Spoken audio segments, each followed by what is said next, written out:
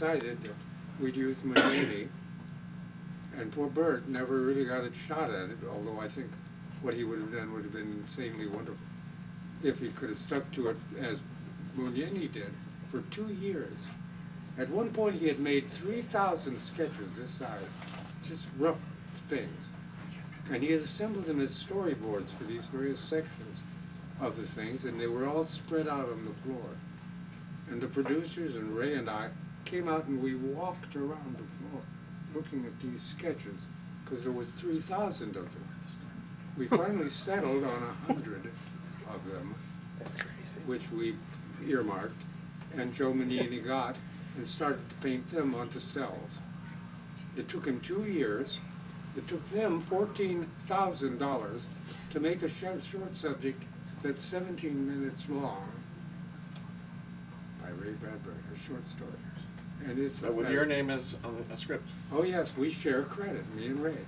I share credit with a lot of very responsible people in this business. People like Rod Serling. I will work with you. So tell us what happened with that film. Well, the film had a great history. It showed here and there at various festivals.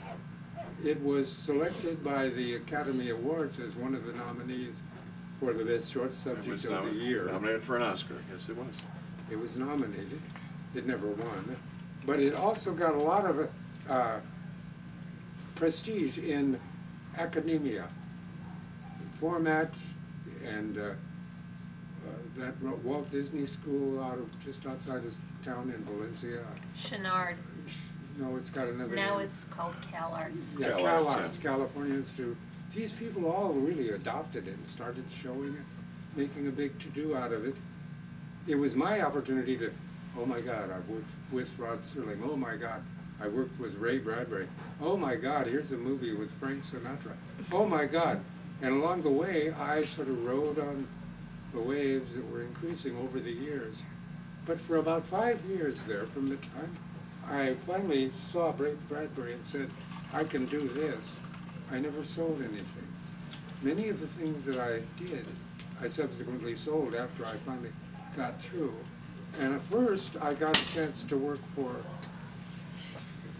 Rod Serling, and it was through him and his acceptance of me that I sold my first short story, which was All of Us Are Dying, which Rod had adapted as The Four of Us Are Dying. But what I want to talk about here, in spite of appearances, is Dennis Etchison. He accomplished something I don't think any person I know of could do.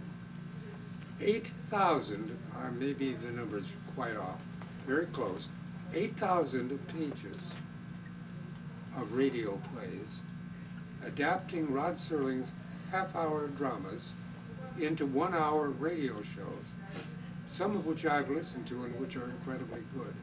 Rich, 8,000 goddamn words. We are not worthy. Where do those other 2,900 drawings go? You said yeah, the 100 on the storyboard. They were just sketches. I have a couple of them. I have even a couple of the cells that were rejected, and I wouldn't have rejected them myself. But most of it, I guess, he kept, whatever it was. Is there anywhere where we can view this now, other than on a college campus or something? I mean, is it like on DVD or any? I wonder if anyone asked Manini's work. I wonder. I have a DVD of it. Oh, you do? I have shown it on a couple of occasions. I realize that I'm the last living person. I've got a film in which Ray Bradbury says, George came to me and this was his idea, da-da-da, me and George, Ray kind of thing. So I don't feel that I would be obstructing justice if I were to release it as a film. But my main goal, and which I've done to some extent, is to get it onto the internet. Even as at the very moment that I'm doing it, Ray Bradbury is lecturing me and everyone around him, forget that fucking internet. It's nothing. You should be in magazines. You should be in books, George. Ray was right. Get the hell away from what you're doing. And I look at my kung fu. God, one of the finest pieces of writing. It still breaks my goddamn heart. It's a piece of work I did that I can't even take credit for. I am, because I found a publisher who will publish a big book of my scripts called Photogenic Fiction. Because Bosley Crowther was a New York critic of some prestige and position, says of Rod Serling's Requiem for a Heavyweight that it's written in a form that everybody is so familiar with now that it's not a strange thing or a hard thing to read a script as it used to be so painful to stop from reading prose. But there's been...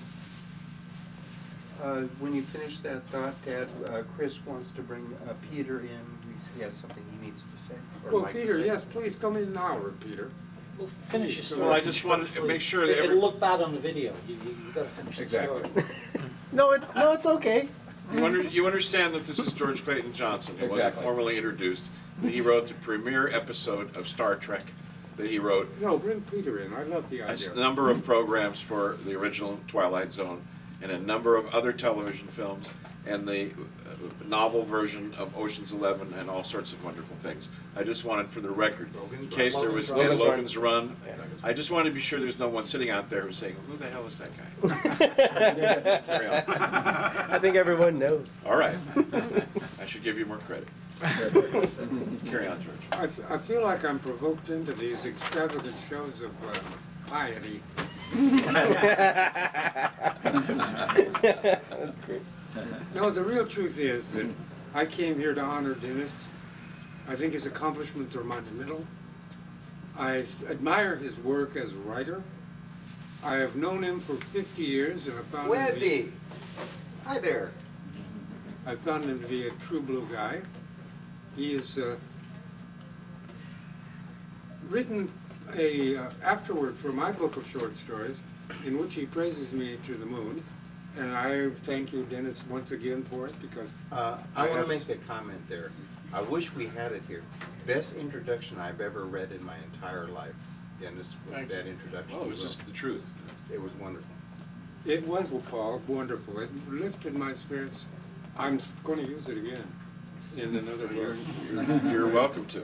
Well, it's such extravagantly wonderful, sincere praise from a man I respect and admire. Anyway, he knows. That's the game, is that if he does tell you something about literature, he knows what he's talking about. He's had all these rich experiences, and though he's put the child age Please. How can that be? How can that be? Do you feel your age? I don't feel anywhere near this. I'm 15 going on 16. I'm soon to be 16.